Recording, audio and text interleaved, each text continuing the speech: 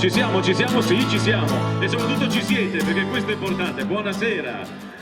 Buonasera, che belli che siete, quanti siete. E poi è strano iniziare una serata, noi per deformazione, uno anche se ci chiama a fare uno spettacolo il pomeriggio, per noi è sempre una serata, è una deformazione professionale, dicevo, con la luce del giorno, ed è bello perché si vede il pubblico e vi posso garantire che anche dal palco è una bella sensazione. Bene.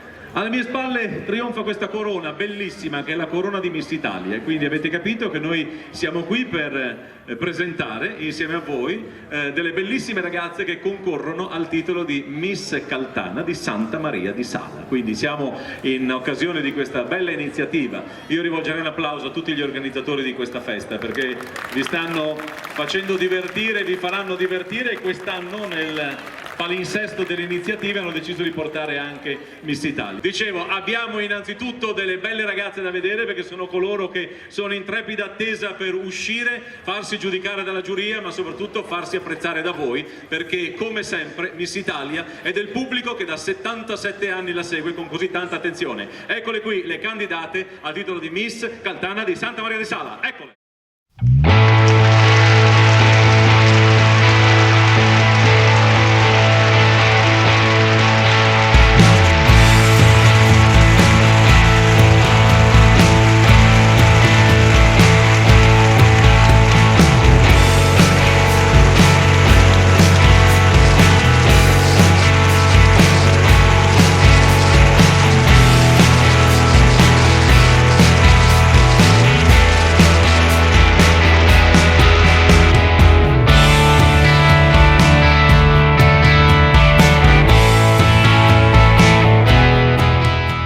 Molto bene, le avete viste? Basta, la parte Miss Italia è finita.